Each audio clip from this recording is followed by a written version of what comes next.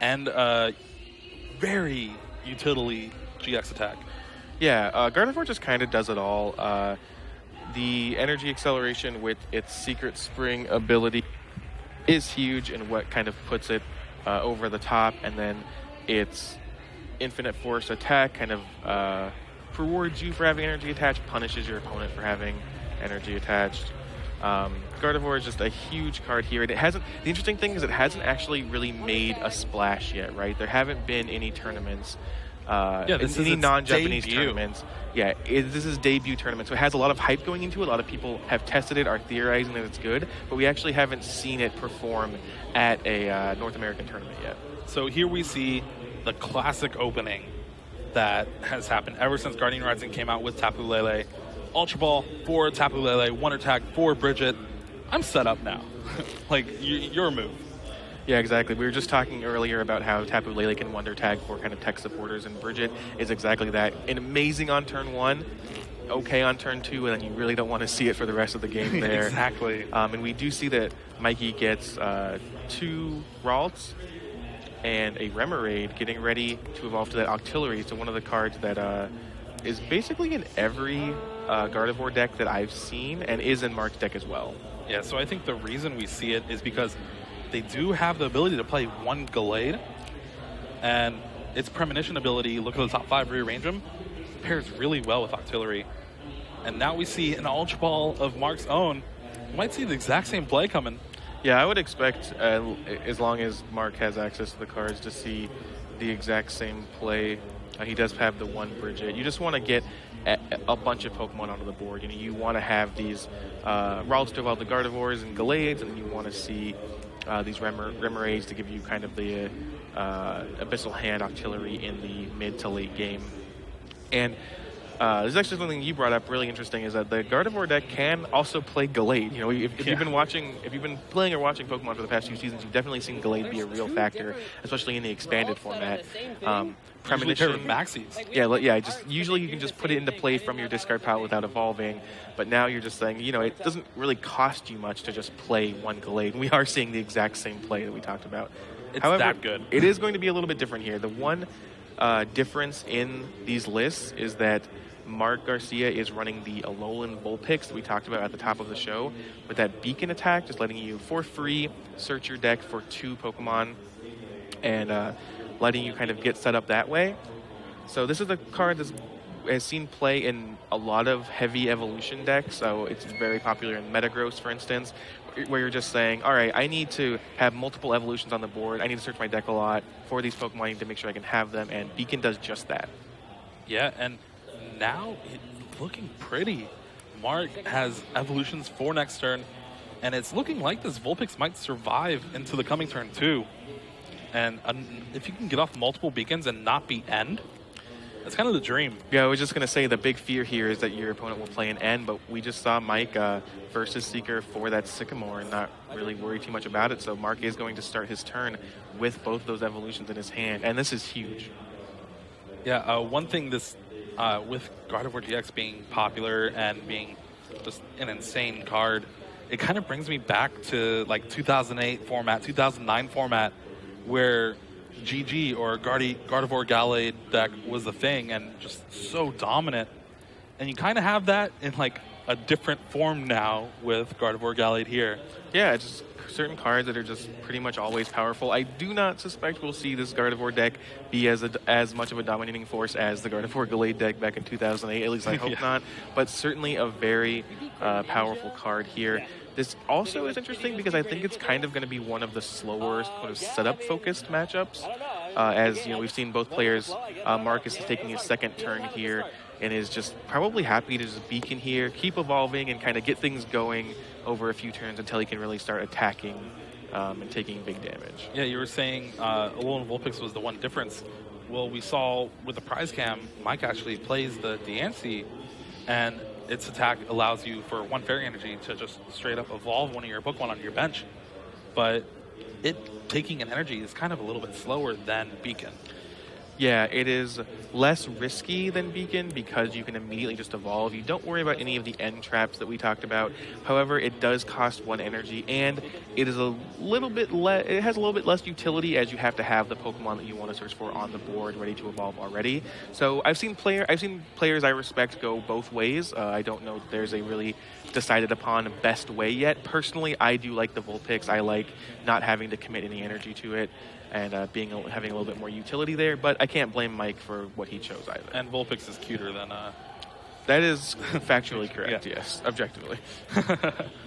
So we see the Glade come down from Mike.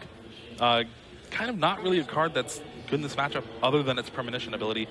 Won't really take a lot of knockouts with Sensitive Blade. Yeah, Sensitive Blade's something that's really nice for non-EX, when you're attacking a non-EX Pokemon, or when you're attacking maybe something with weakness, trying to soften something up, but not going to be too relevant here, I don't think. Is going to Premonition, which is big. You know, like we said, the combination of Premonition plus Abyssal Hand can be big. And like we said, non-EX attackers, Mike is saying, you know, I don't want to commit a Gardevoir yet. I can't commit a Gardevoir yet. I don't have one on the board. So I'm going to just kind of pressure you with this Gallade, take a knockout here, cut off your Beacon ability, and kind of make you have something, make you try to knock me out. And when you do, you'll be knocking out a Pokemon that I don't care about as much. Yeah, and there's also another difference that we see in their list with Mike playing Fisherman. Kind of late game, this Gardevoir GX deck really struggles to find energy. Like, you maybe have 2 Gardevoir or 3 Gardevoir in play, but you're like, well, I can only use like 1 Secret Spring. So Fisherman's like, oh, well, I'm going to drop down 4 energy in 1 turn. And it's interesting to see that Mark doesn't actually play it, but he does have the first Gardevoir coming down, and this kind of creates kind of a game of chicken where I don't want to attach too many energies, because then he's just going to attach a bunch more and knock me out. Yes. And it's kind of remember like those old Mewtwo EX wars. Yes, Mewtwo and Eviltal is what it reminds me of a lot, where you kind of have to really, all right, how many energy do I exactly need to knock you out? And then you have to think, you're thinking through the lines too, okay, what if they get 2 Gardevoir out? And then they get double colorless too. Like, what's the worst thing that punishes me? Like, there's a lot of things you have to think about here. I think in general, the rule is going to be have as few energy on any one Pokemon as possible, but it is, you know, you do have to still commit a lot of energy. All I'm saying is Mike is glad he's a math teacher right now, because there's a lot of math involved in this mirror match. And another thing to note is the Max Potion that Mark is playing might throw a wrench into things too, but there we see 3 energies straight away on this Gardevoir GX. Yeah, we do see that Wonder Energy hasn't really seen much play in the past. It's going to prevent effects of attacks. Not relevant in this matchup, but relevant for other things in the format. Just both players choosing to play Wonder Energy, Mark with a little bit thicker of a line. Yeah, and the Infinite Force from Mark dealing exactly 150 damage, taking knockout on the Glade, and now it's tied to prizes, but with Mark getting the knockout on a Glade, that's basically a line of Gardevoir gone. Along with the Gardevoir in the discard already that Mike had a discard from a Sycamore earlier on. Yeah, and Gardevoir GX is no slouch with 230 hit points, so it is often hard. Like, we did talk about the math and how that works out to where you don't want to commit too many energies, but I found that sometimes if you're the player with the first Gardevoir, if your opponent stumbles at all, like if you knock out a Gardevoir, or in this case a Gallade where you have this similar Gardevoir line, it can be kind of hard for them. You can just kind of run them over if they can't get one-hit knockouts, because you have to commit more energy, but you're also getting the prizes as the benefit. And there we see the Rescue Stretcher. So kind of reusing that Gardevoir GX that he threw away earlier on. And here's the math coming in. So we will need to see a double colorless and a choice band. Does not look like he got it though. And he's turning his Pokemon with abilities, showing that he's used the ability, which is kind of nice for us. Go big or go home. We also see that Mike does not have the double colors and choice band, but he does have the second Secret Spring, which is another out here. It's just insane to me that you can use it on the bench too. Like, this is one of the best like energy acceleration attack or abilities that we've seen in a while. And he does get the double colorless off the Sycamore. He does find the double colorless, so that will be the knockout. All right, now I wish I was a math teacher, because I need to count up the damage that it's doing. Saying 240. 7, so Yeah, 2, 4, no, 8. 8, yeah. There's 8 because The 1 energy is hiding, yeah. So it is going to get the knockout here, and you see just how powerful this is. Mike started this turn with 1 energy in play. He then attached a double colorless, which counts as 2 for Infinite Force, and had 2 acceleration abilities in Secret Spring. And now he's taking the knockout. He's eliminating that whole Gardevoir line, as well as 3 energy from Mark's side of the board. And now he's back in the driver's seat. Like, he's still he still has playing things cards to for do. his turn. Ultra Ball, get another Waltz in play. Because why not? 3 Gardevoirs is pretty good, right? As many as you can, really. And the one thing with this deck, too, since it plays that Octillery, Abyssal Hand is a great way to get you out of those late game ends to try and combat the disruption that your opponent's going to throw at you. Yeah, I've seen every list run some sort of late game protection, either in the form of Octillery or Rangaroo. I think most players are on Octillery, just a little bit more consistent there, especially combined with Premonition. And we see Mike take the big knockout there. Let's see if Mark can respond. He just needs... Mark's hand's kind of awkward. There's a few rare candy which he would like to use now, but he doesn't have an outlet for it in a Gardevoir or even a Gallade. And I think there's seven or 8 cards in hand. So I'm not sure if he can actually draw off of Octillery before he has to, commit to playing a support or something like that. Yeah, you see him kind of... Oh, he's going to go ahead and concede. Yeah. Okay, so... The next card was the Gardevoir, too. Wow. So even if he realized, he looked at his hand, he's like, all right, I'm not even going to be able to draw 1 card. So, okay, I guess that's game.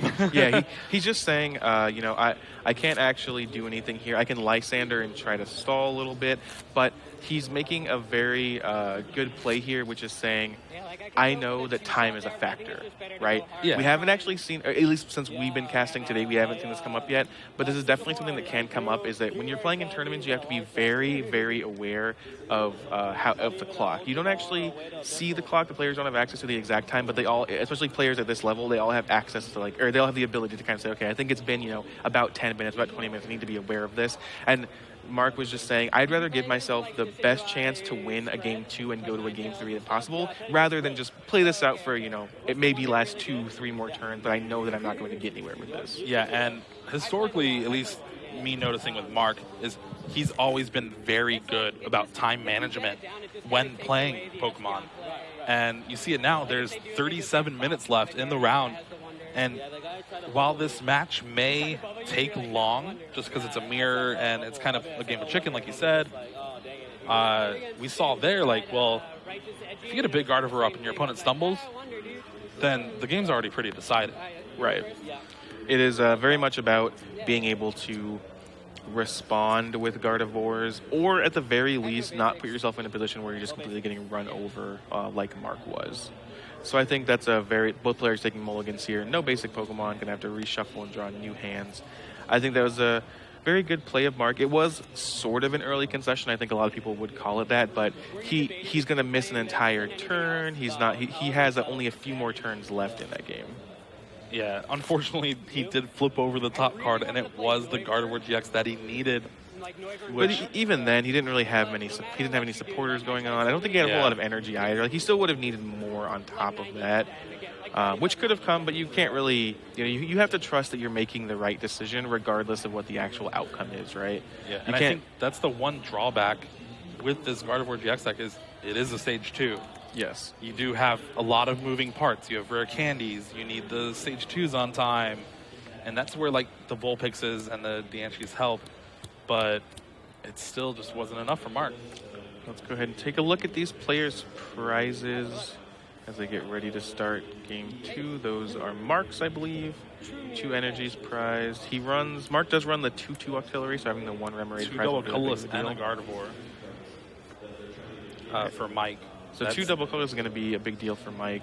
Players, once again, opening with the same Pokemon. They're playing the good Remoraid, the Iron Pool. Right, they are playing the same Remoraid this time. We see that classic play of Tapu Lele into Bridget into basically fill my bench from Mark. And his hand is good, too. There's Krylia, there's a rare candy, so if he draws into a Gardevoir, and then he has an end for next turn. And back to your earlier point about this being a setup deck having to play stage 2. This is one of the few decks that we've seen that relies on a stage 2 Pokemon without having any way to kind of cheat it out, so to speak. With Decidueye, for instance, you have Forest of Giant Plant, which can help your evolutions. With Greninja, you have Water Duplicates, which can kind of skip a stage. But Gardevoir, besides Rare Candy, similar to Metagross, Gardevoir is just doing it the old-fashioned way. You have Volt Pictures of your Pokemon, you're going to Rare Candy, but you have to just kind of do it like you're supposed to. Yeah, and there we actually see the Diancie coming out. Unfortunately, Mike does not get a Ralts in play. Yeah, nothing. He just has to. He's going to be able to get the Artillery to draw more cards for next turn. But yeah, so we saw a no Sycamore Ralts. discard a bunch of supporters, and then he must have drawn just a lot of supporters and energy again. Yeah, Mike plays pretty fast. You can quite see his hand there, but wow, not where you want to be on turn 1, on your turn 1 going into your opponent's turn 2, especially after your opponent has gotten basically their main setup, right? Yeah, now Mark has time to find a way to retreat this Remoraid and hopefully beacon and set up multiple Gardevoirs, because that was his problem game 1, is just only having the one, where Mike got that turn with 2 of them in play. Yeah, and the ball is in his court, and he does have to commit a double colorless there, but he is going to be able to beacon for free. Another reason I like the 1/1 Volt Picks is it can get you out of spots like this. Not get you out of spots like this, rather, but it allows you to be able to pay your energy for other things. And we see the Artillery. Mike gets 2 Ralts off of that N. And now his hand is kind of a little awkward because I don't know if he wants the Sycamore, but he does have the N that he discarded earlier. So Verse Seeker for an N, getting rid of that Beacon. Yeah, I was going to say, the downside to Beacon is just this. You put them into your hand, they're not on the board like they are with Diancie, so they're now away, and kind of Mark spent his last turn evolving and discarding an energy, basically. Yeah, now you would have to think Mike would be ahead just because he's going to be able to evolve with Diancie and hopefully have Mark not draw the cards he beaconed for, essentially. Yeah, the only downside, the only third thing about Mike here is that he has an energy attachment behind, but when he also has more potential outs to Gardevoir, so he can definitely catch up in that respect. Mike going to go ahead. He's going to get a Kirlia here as his only option, but he's just going to go ahead and look through his deck and just make sure he hasn't determined, or he makes sure he isn't wrong about what his prizes are. He's like, oh yeah, double colorless prize. We see him choose to evolve the Ralts that does not have energy attached to it, and we actually saw a similar thing last game where he attached to DCE to his first Ralts and then he evolved it into Gallade. So that may be kind of his plan in this matchup, is I'm going to commit my first energy and my first evolution to a Gallade and just build up a Gardevoir outside of that, kind of sitting in the bench. It also allows him to not get punished so hard by something like a Lysander or a Guzma. So if he'll either lose a smaller Pokemon with an energy or the bigger Pokemon, but not both. So smart play there, and I think it's kind of indicative to how Mike plays the matchup. Yeah, you really want to try to play that 7 prize game where you give up 1 prize attacker and then you attack with 3 GX Pokemon afterwards. Right. And ends flying back and forth here. As it looks like Mark attached and then just immediately played the end. Yeah, his hand was not very good. It was filled with max potions and rare candies, where he still has been having trouble getting those Gardevoirs in play. Yeah, Mark also wisely deciding to kind of spread his energy around, putting the energy on the Ralts putting energy on the Ralts rather, not the Kirlia. And we do see a Gardevoir and a Kirlia. Here we go, first Gardevoir of the game in play. And just looks like no energy, we're just going to see a Beacon. Oh, we already attached, rather, sorry. Yeah, well, he didn't have one in hand for Secret Spring. Yeah, he didn't have a Fairy. And Beacon is going to find Gardevoir and Octillery, same cards it found last turn. So if Mike does not find like a Guzma or a Lysander, something like that to kind of disrupt something, or even just an N, if he doesn't have those, Mark's next turn is going to be very explosive. He's going to absolutely go off with 2 Gardevoir GXs in play and Octillery to draw him more cards. I think he has a double colorless in his hand as well. Man. A Sycamore. So he is going to be, it looks like unless something changes, Mark is going to be the first to act, but Mike does have this turn to play. He's going to play his 4th Ralts. Maybe deciding that's a little too much. It's never too much. As many Ralts as you can. And there's an interesting kind of dynamic here too, where both players have a non-EX, non-big attacker Pokemon that they can kind of sit back on for as long as they want. But I think in this specific situation, the Vulpix is actually winning here because Mark's already ahead, and he hasn't had to commit energy to it. So I think, Mikey is in an interesting spot because he's behind on the board, but he kind of needs to be the first to act because Mark is happy to just say, all right, I'll just attach more, I'll beacon more, I don't really care. It also forces Mike to end every turn, too. Exactly. And so now we see the evolution of the Gardevoir GX, and then a Sparkling Wish to Acrylia. And looking at Mark's hand, it's great. There's Rare Candy, Gardevoir GX. There's Ultra Ball to get an Octillery, and I think a Sycamore, too. Wow, yes, man. Mark just has everything he needs now. And again, Mike, considering which to evolve, we have seen him commit the double Corliss onto a Gallade before, but now he's just saying, might be a little bit too late for that. I'm just going to play the Curlia here. And wow, Mark has a Guzma off the top of the deck. That means a Gardevoir GX, for 1 energy, can take a knockout on the Curlia on the bench if he wants to. And it also means he's able to retreat that Vulpix for free. Just as you said, he's just going to do that. Go ahead and send up his Gardevoir. Mark will be the first to act here, drawing that Guzma, saying, all right, I can take advantage of this situation now. I can eliminate some energy. I can eliminate this Curlia.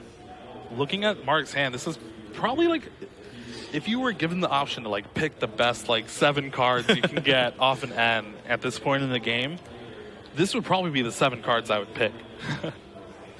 Yeah, absolutely great hand there off of that N, especially with that Guzma. Second Gardevoir GX onto the board now, Abyssal hand.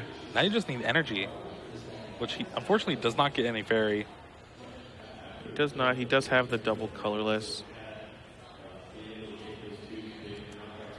in his hand. At this point, you might want to keep it in your hand, not knowing what you want to attack with next turn. Yeah, he's basically just deciding, all right, do I try and build up a bigger Gardevoir, or do I attach to one of them on the bench? He does decide to go for the Tapu Lele, which is kind of the safest play, I guess, because it's not exposing energy to your to opposing Gardevoirs on your Gardevoir. And a Tapu Lele can kind of act like a mini Gardevoir GX. It's not doing quite as much, but still punishing your opponent for having lots of energy attached. Exactly. And there we see the knockout with the Infinite Force. And now on Mike's turn, Wonder Tag for that Teammates card, which is a card that we've seen a lot in random lists like Vesequin, all that stuff like that. But it's really kind of a great utility in Stage 2 decks, especially with Tapu Lele being able to search it out. You're like, okay, Rare Candy, Gardevoir, get 2 energy, attach them anywhere I want. Yeah, it's interesting because we've traditionally seen it in the decks where their Pokemon are getting knocked out more often. But in these decks, there are also a lot of moving parts. So it doesn't look like Mark is actually playing that. Mike is the only one that has a teammate. So it's definitely not in every list, but it is pretty interesting for situations just like this. Second Gardevoir GX. And he does have 2 Fairy Energy in hand with a Sycamore, but he's choosing not to load up just the one. It would be too much of an overcommitment. Yeah, he really has to think about where to put these energy to not get punished by an opposing Gardevoir, or even that Tapu Lele, which Tapu Lele, again, not as strong as Gardevoir, but when you're saying, all right, well, I have a non-Gardevoir Pokemon, I haven't built up this Pokemon, I'm just going to attack with it, it can be very, very strong and kind of trade advantageously, even though they're both GXs. All right, and now we see the different side of things with this game, because earlier, the first game was okay, a ton of energy on Gardevoir, 1 hits back and forth. Now, it's well, I'm going to play 1. Yep. Deal 60, then maybe next turn I'll load up a bunch of stuff. But that's where Mark's version of this list comes in handy. Yeah, I was just going to say, if Mikey chooses to play this game where he's committing few energy, going for multiple turn knockouts, the 2 Max Potion that Mark is playing are going to be huge here. He's playing right into Mark's play style. As you see that Max Potion on the bottom of the deck there. If Mark were to Max Potion here, he's not really losing anything. He's going to lose 1 energy, but he can attach that for free. So Mikey, Definitely has no way of knowing that. It's definitely not clear cut that it's a mistake at all. But what he has chosen to do, the line he has chosen, is kind of playing into how Mark wants this game to go. You also have the Acerola too, which is a new supporter from Burning Shadows, which is kind of effect that we've seen before, like Mr. Briney's Compassion or AZ, where if your Pokemon is damaged, you're able to pick it up and the energy attached to it, put it back in your hand, and like, oh, okay, maybe use another Secret Spring. Gets more utility out of the Pokemon and saves it from getting knocked out. Yeah, another card that just Mark is running is we see another Guzma here. Mark is saying, I'm going to switch this damaged Gardevoir out. I'm going to bring up your Ralts. Mark is very focused on basically not engaging here. We see that Max Potion come down. Max Potion coming down. That's huge. Undoing Mike's last turn, basically. And Mark is really saying here, okay, I'm going to play a tempo-based game, basically. I want to take prizes on your little things while building up my board and protecting the Pokemon that I care about more from your big ones. I want you to be the first person to commit a bunch of energy. And if not, I'm just going to sit here and, take small prizes. I'm fine with having 1 or 2 energy on each of my Pokemon. And that's where I think Mark really built his list for the mirror match with the 2 Max Potions and the Acerola. Yeah, I think the mirror match is definitely something you had to focus on for this tournament because, in my opinion, just from talking to players, it was going to be the first or second most popular deck, for sure. It's questionable whether it's going to be more popular than the Garbodor variants, but if it's going to be number 2, it's definitely going to be close. So preparing for the mirror is very important here, and it looks like Mark has kind of focused his list a little bit more that way, which is helping him here. He did lose game 1, but game 1 wasn't really much of a game. Didn't really have much going on for him. He didn't really have many options. He conceded on his 4th or 5th turn or something like that. But now he's really getting to execute his style of this Gardevoir deck. I feel like just low energy commitments anywhere. Just trying to use my Guzmas, use my Lysanders wisely, and make the first move. Yeah, and unfortunately for Mark, he still has that Gardevoir GX in the prizes. So this Corellia, he doesn't really want to make it a Gallade. So he's really digging for that last Gardevoir GX. We see a Guzma of Mike's own choosing to do 90 here. Again, playing this small ball type game, just dealing a little bit of damage here and there. Mike does know that he plays Max Potion, doesn't know exactly how many. And again, we see Mark just very unwilling to engage here. Would rather just save these Gardevoirs and sit back and play a more tempo-based game by attacking with this Tapu Lele. Just saying, does the same thing, 60 damage. Yeah, it's doing the same thing at this point. Is kind of generally a little bit less powerful, but again, he's not. If this Tapu Lele gets knocked out, Mark isn't losing Ralts, Corellia, Gardevoir, any energy, right? He's just losing this one Pokemon that he already played on the board and already committed to. There is a question of whether he wants to commit more energy to it, whether he needs to or not, but he is choosing to just say, I'm going to conserve my resources as much as possible, Lysander this Gardevoir, and let's see an Abyssal Hand before we do anything else. Oh, the Choice Band might make things interesting with Gardevoir math later on. And another thing with the Twilight GX, Mark can reuse those Max Potions. Kind of make the game go even longer than it should. Yeah, we haven't even gotten to Twilight GX yet. Gardevoir's GX attack, just shuffle 10 cards from your discard pile right into your deck. Just it's pretty good. Yeah, if you any cards you want, energy, supporters, versus seekers, like you said, Max Potion, just anything you want. You normally think of Gardevoir as a deck that's more focused on doing big damage, but it's interesting because it also has that GX attack that lets you just be so much more consistent. All right, and thanks to Mike's Fisherman, he's able to get the 2 energy he needs to take the knockout on Tapu Lele GX. He's the first one to build up this giant Gardevoir, and now it's allowing him, it's allowing Mark to not even build up a giant Gardevoir to take the knockout, kind of forcing Mike to redo it again next turn.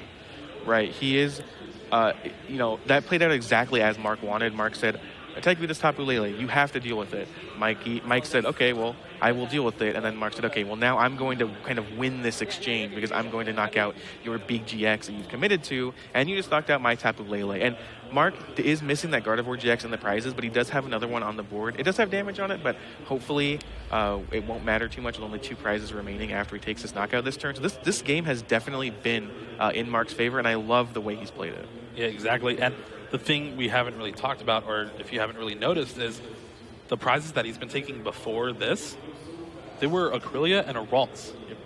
Kind of shutting off Mike's outs to any more attackers. That's going to leave him with 1 Gardevoir GX in play, and it's kind of going to put a cap on his damage that he's going to be able to like surprise him with.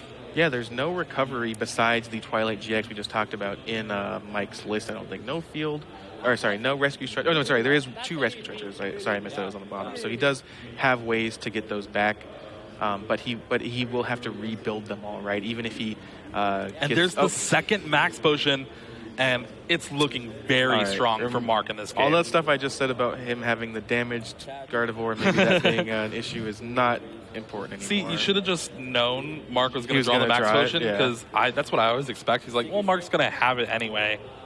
Fair enough. Why would you bet against him? And here we see an Infinite Force doing 210 damage. I did the math. Good job. It's going to be a knockout because of that existing 80 damage on the Gardevoir already. Now go ahead and use Infinite Force for K. And there we go. And he does get the Gardevoir GX from the prizes. Next turn, Mike will be staring down 3 Gardevoir GX. Yeah, and Mike is in an interesting position where he can maybe take a knockout here. He needs some things to go right for him, but then there's just another Gardevoir on the other side ready to attack. And we see the Field Blower getting rid of the choice bands. That's smart. Going to prevent his Infinite Force from doing as much damage, but he's still... Mark is still very much ahead here with just so many attackers in play. All right, and here we see a Versus Seeker 4 and N, putting Mark down to 2. But thanks to the Octillery, it's put him down to 5. It's almost irrelevant. It's just kind of drawing Mikey more cards. But even anyway, Mark drew a Sycamore off the 2. Well, sometimes you just get there. All right, he does get some energy, but attacking with his Tapu Lele is really risky. Mark only needs 2 energy to take the knockout and the game. He has 1 in hand. Yep, there's the and then Twilight. Abyssal hand. No, but he does have the Sycamore. He also has a Guzma. I don't know, or like a Verse Seeker, but I don't think that's going to be relevant. Yeah, I think he's just going to go ahead and play out as many cards as he can. Yeah. Oh, I think he only has like 7 or 8 cards in his deck. Yeah, so there's a Sycamore. He's drawing his entire deck, and I think Mike was just about to scoop. He's just waiting for him to show the energy. So Mark Garcia takes game 2 here. That was excellently played by Mark there. I really like, in game 1, we didn't really see Mark get to play much of a game. We saw both players kind of set up and then Mark have a dead hand. And that game was really interesting. I think Mike really made plays that were fine. They were good. They were correct, but they played into how Mark wanted to play the game. The Tapu Lele exchange, the Max Potion exchange, and that just went Mark's way the entire time. Yeah, it definitely looked like Mark was in control the entire game and kind of forcing Mike to make the plays he wanted to, like you said. And the thing is, with him scooping game 1 so fast, there's 16 minutes left for game 3. That's plenty of time. Yeah, these players they know that time is, they know that they don't have infinite time left. They are going to play faster. Mark probably saved himself 5 minutes. Yeah. By scooping early. He definitely, that concession early in game 1 is coming back to reward him here. It's exactly where he wanted to be. And 16 minutes is not the most time in the world, but it should be enough to finish a game as long as nothing goes wrong. So it'll be really interesting to see which of these players will be advancing 2-3-0 here at the World Championship. Yeah, and Mark, he essentially was like, okay, I'm going to give up this game. My deck's really good in the mirror, but it's not doing anything right now, so I'll take my chances with 2 games in a row instead of trying to come back from this one. Exactly, and players drawing their opening hands here. Let's see what we have. I see a Tapu Lele start from Mark. Didn't quite see what Mike's opener was. Let's take a look at the prizes here. Those are Mark's prizes. Nothing too bad. Nothing huge. The Octillery, he does play the 2 Octillery, though, compared to Mike's 1.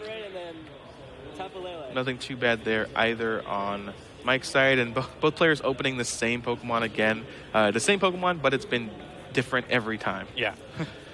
So we see just a Guzma in hand for... Oh, no, sorry. Well, all right. He was hiding. He was hiding the Sycamore. He was trying to trick you.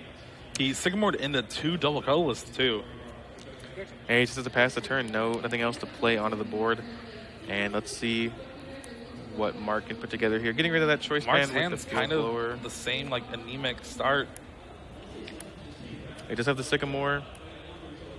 All right, so both players having Sycamores here. Let's see if he has access to a Vulpix. It does not look like it. Yeah, I don't see a... You got the wrong basic water Pokemon. Yeah, he just has to pass the turn back. No Ralt. So this is the position that His Mike hand is terrible. was in last game, except much worse because Mike had a Diancie on the board.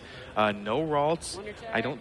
Are there supporter outs? No, there's 2 Rare Candy, 2 Choice Band, and 2 double colorless, I believe, or like a double colorless and a Wonder. Oh, wow. So we might actually see Mark just kind of draw a dead hand here. That's really unfortunate, seeing as how he built his deck for this matchup. Yeah, we do see that Mike is kind of delayed the classic turn 1 play by a turn. It's still good. Yeah, it's still good. It's great on turn 1, good on turn 2, and throughout the rest of the game. But here he is, especially when your opponent passes with no Ralts in play, and you're going to end your turn with 3 Ralts in play and maybe some more things going on for you. You feel great if you're Mike here. Or even just a big energy drive. Yeah, that's fine too. Just whatever he can do. It looks like he does have double colorless. He doesn't have... Oh, no, he does have the curly. He just played it, excuse me. Mike is really setting up his board here. It's not the fastest setup. He doesn't have a Diancie in play or anything like that, but he's fine to be where he's at, especially if Mark needs to have nothing. Lysander off the top. That's not what you need. Well, it doesn't really matter here. Mike wasn't... I mean, he was attacking, but he wasn't caring about the attacks. He's just building up his board. He can Lysander the Ralts and take a knockout, but that means all Mike needs to take a revenge knockout is 1 energy. It looks like that's probably what Mark's considering doing now. Is what does this Lysander do for me? I know that I've had these cards in my hand for a turn. What does this new card do? Yeah, he looks like he does decide to Lysander the Ralts, commit the double colorless, and take the knockout. Hoping his prizes can draw him something. Didn't quite see what that was. Just a fairy energy. So if I'm Mark right now, you really have to think like, well, all right, I don't think I'm going to win this game anymore. I have to at least survive 13 minutes. Yeah, that is supposed to be his plan. I'm not sure if that's actually going to be able to happen, as Mike seems to have a pretty good start here. Gardevoir GX already on the board. Any energy will let him take a knockout here and kind of leave a lone Remoraid with no supporters in hand for Mark. Secret Spring. And there it is. If he wants to discard a Stadium and play, he can. That is true. And there's a Professor Sycamore for 7 cards. So we see, thanks to Gardevoir GX, 2 energy attached, 7 cards drawn off the Sycamore. He has a Rare Candy and an Ultra Ball in hand to get another Gardevoir GX in play. And Mike is just absolutely taking over this game. You see Mark just kind of looking at his hand, shuffling them around, saying, is anything going to change? Like, are these cards better now? Did something happen? Oh, no, you just Rare you keep building candy. things up? Okay. This is not good for me. We are going to see a knockout this turn, and then it's just Mark's top deck. If he top decks a supporter card, a Tapu Lele, something to keep him in the game, he will have 1 more turn. But if not... Mike actually goes for the Remoraid and gets the Gardevoir anyway with the Abyssal hand. 2 Gardevoir just GX like in we play, drew it turn up. 3. Yeah, of course. So 2 Gardevoir GX in play, attaching 3 energy a turn, taking a knockout. Hasn't even attached here. return. He has attached return. It's a DCE. Oh, okay. There's the knockout. 2 prizes. Let's see what the top deck is. Guzma. It's a Guzma. I don't think There that's we going to go. matter. Mark's Mark is going to Yeah. go ahead and concede. Mike Fouchet takes game 3, advances to 3-0 here at the World Championship. Unfortunately,